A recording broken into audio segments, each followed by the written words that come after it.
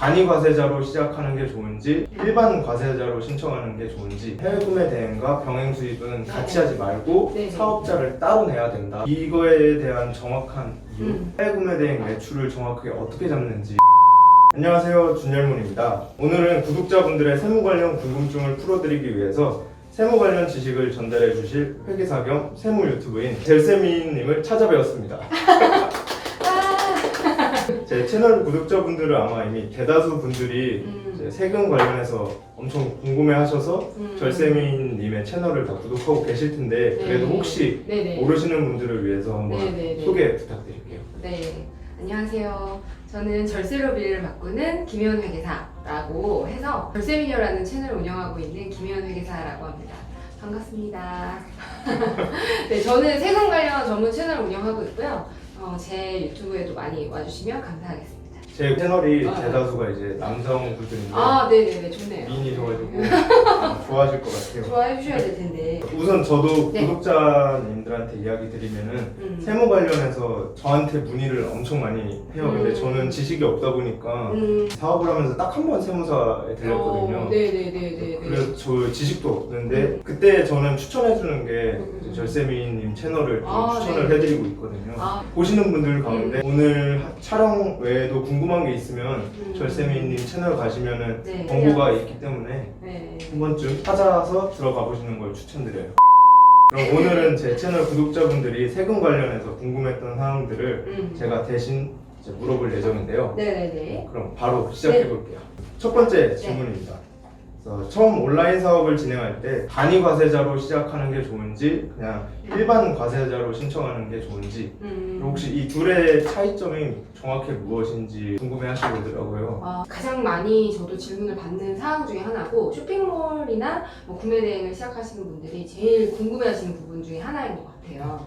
근데 이제 간이 과세자와 일반 과세자의 차이점은 사실은 부가세라는 그 세목에 대해서 일반 과세자에 비해서 간이 과세자가 혜택이 있는 거거든요. 그래서 간이 과세자는 일반 과세자가 뭐 부가세를 100만 원을 낸다고 하면 간이 과세자는 10만 원에서 30만 원 정도 그렇게 저렴하게 낼 수 있는 국가에서 이제 혜택을 주는 제도죠. 그래서 간이과세자라는 혜택은 연 매출액이 4,800만 원 미만까지만 가능하시고, 나라에서 영세한 자영업자들을 지원하기 위해서 처음 사업을 개시했을 때 좀 부가세를 좀 저렴하게 해서 사업의 기반을 다질 수 있도록 그렇게 혜택을 준 제도라고 보시면 됩니다.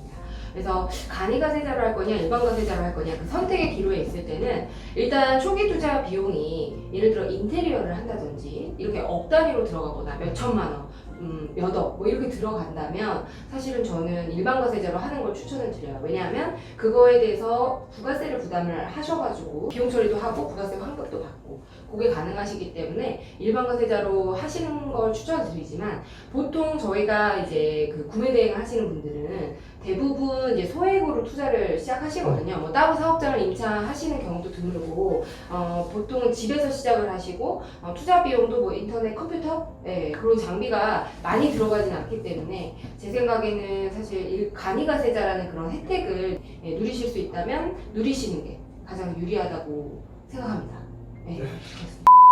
그럼 바로 다음 질문 할게요. 네네네. 해외 구매 대행의 매출을 잡는 법을 네네네. 그렇죠. 모르시는 분들도 되게 많더라고요. 예. 해외 구매 대행 매출을 정확하게 어떻게 잡는지. 네네네. 해외 구매 대행 매출은요, 예를 들어 소비자가 이제 10만 원의 물건을 샀다.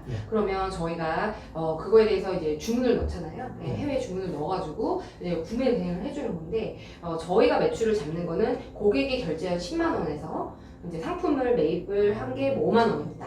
그리고 뭐 배송비가 2만 원이었다. 그러면 5만 원, 7만 원을 빼서 나머지 3만 원이 저희의 순수익, 수수료, 구매 대행 수수료 매출이 되는 거예요. 그래서 3만 원을 저희 매출액으로 잡아야 되는데, 왜 해외 구매 대행이 항상 문제가 되냐면 국세청에 보고되는 매출은 10만 원이라는 거예요. 그렇기 때문에 국세청에서 물론 저희가 구매대행 코드를 구매대행으로 이제 업종 코드를 설정해서 넣기는 하지만 세무서에서 보고되는 매출은 10만 원인데 왜 너희들은 계속 3만 원으로 신고를 하니? 라고 소명 요구가 들어오거든요.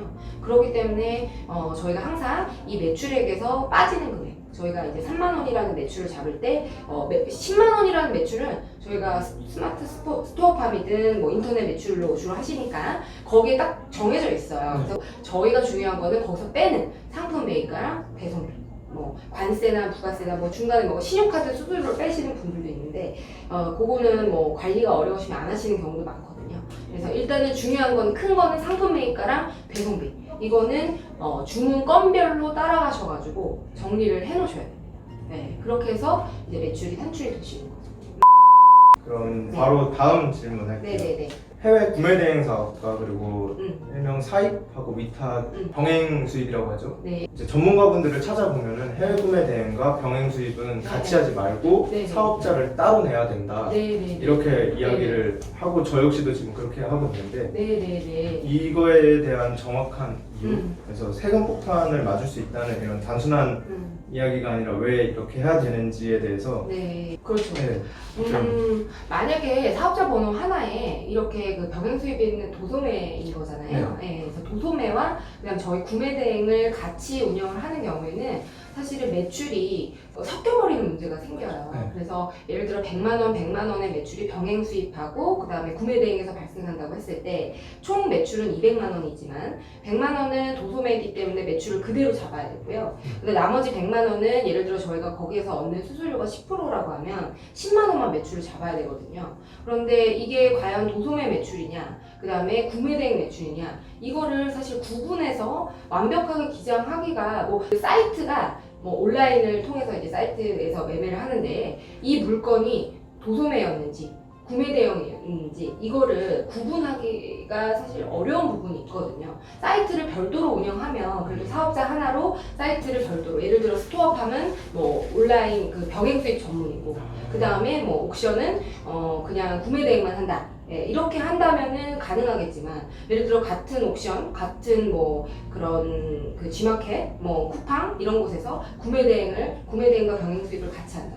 그러면 200만 원의 매출이 발생했을 때 이게 병행 수입분하고 그다음에 구매 대행을 저희가 입증해야 되는 책임이 생기거든요. 그렇기 때문에 아예 사업자를 달리하게 되면 저희가 사이트 자체도 별도로 운영이 되고 그냥 자체적으로 매출을 잡더라도 그걸 이제 구분해서 기장을 할 수가 있기 때문에 문제가 되지 않거든요.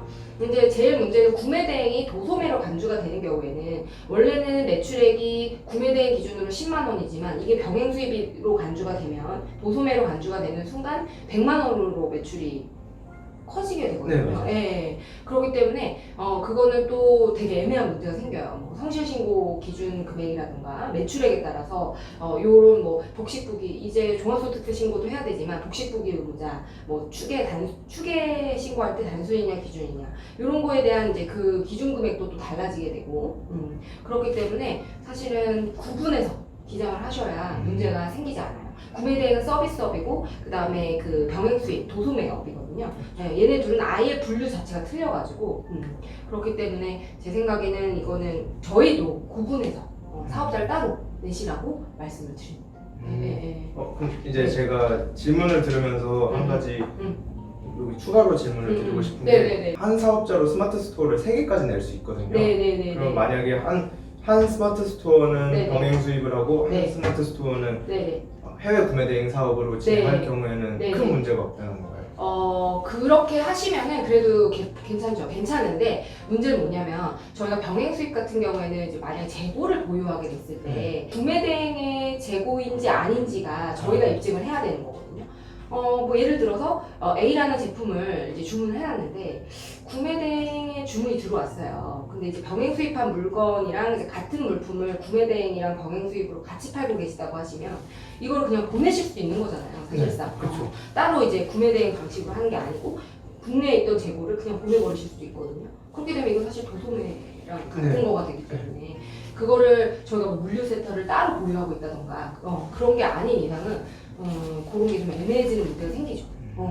그냥 차라리 사업자를 하나 더 내서 네네네네 구분하는 게 그러니까 사올 때도 저희가 병행 수입 물건 이제 뭐 예를 들어 수입을 할 때 세금 계산서가 끊기잖아요. 매입분에 대해서 그렇게 해서 그냥 따로 하시면 되는데 뭐 그게 좀 불편하다 그러면 말씀하신 대로 최선은 그렇게 스토어팜의 그 사이트를 따로 운영하시는 게 좋죠. 네, 그렇게 하셔서 이제 재고 관리를 좀 철저하게 해주셔야 돼요. 매입 관리를. 이해가 되셨을까요?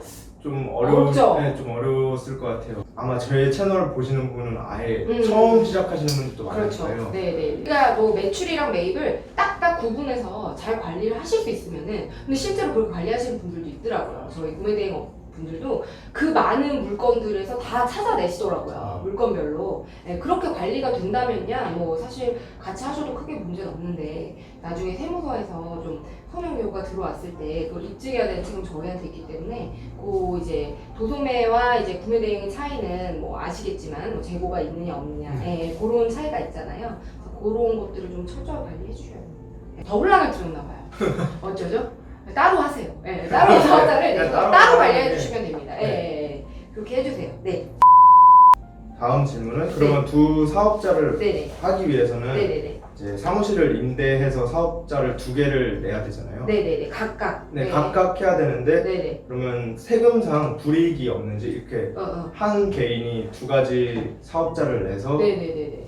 두 개를 운영하면 네네. 오히려 네네. 초기 시작하시는 분들 입장에서는 네. 세금이 생각보다 네. 부담이 많잖아요. 그렇죠. 만약에 그렇게 되면은 합산이 되는 거거든요. 세금이 네. 합산이 되는 거기 때문에 사실은 이제 사업장을 하나하나 늘려나갈수록 그냥 개인 소득, 개인 사업자로 계속 늘려나가시게 되면은 계속 소득이 합산되셔서 세금은 늘어나신다고 보시면 돼요. 누진적으로 세금 전기세처럼 누진적으로 증가하는 속도가 보이기 때문에 한 명의 사업자로 계속 늘려나가는 것보다는, 만약에 동업자가 있다 그러면 좀 명의를 서로 분산해서 하시는 게 무조건 유리합니다. 혼자서 다 내시는 것보다는. 그리고 또 사업장별로 사업자를 내는 거는 사실 원칙이에요. 세법상, 부가세법상 사업장 하나당 거기서 매출이 발생한다 그러면 사업장 하나당 사업자는 한 개씩 무조건 내시긴 하셔야 돼요. 네, 그게 원칙이에요, 원칙. 근데 이제 많은 분들은 네. 사무실을 임대하기가 어렵잖아요. 대다수가 아마 네. 자기의 집을 네. 사업장으로 내서 네. 처음 시작을 하실 텐데 네네네. 혹시 그 방법 외에 네네. 사업장을 임대하지 않고도 네. 또 추가로 낼 수 있는 방법이 있는지에 대해서도 궁금해 하시더라고요. 사실은 사업장 하나당 사업자 번호가 한 개가 나오기 때문에 네. 그렇게 되면은 그냥 좀 저렴한 소호 사무실을 이용하는 수밖에 없고, 임대료가 좀 부담스럽다고 하시면은 방법은 없는 것 같네요. 비상주도 되나요? 그러니까 비상주. 네, 비상주 사무실도 그럼요. 네, 비상주 사무실을 빌려가지고 다 사업자 내시죠. 별도로 사업자를, 요즘 소호 사무실 좀 저렴한 데도 많으니까 그렇게 활용하시는 경우가 많이 있습니다. 네. 결론을 내면 두 개를 추가로 내고 싶으면은 네네. 저렴하게 하려면 비상주 사무실을 네네. 임대해서 네네. 사업자를 하나 더 내라. 네네네. 그러니까 집 하나, 소호 사무실 하나 이렇게 네. 하시면 될 것 같아요. 네. 둘 다 하신다고 하시면. 그러면 다음 질문입니다. 해외 구매 대행을 진행할 때 스마트 스토어를 처음 시작할 때 세금을 전반적으로 어떤 것들을 준비를 해야 되고, 그래서 그게 1년 단위별로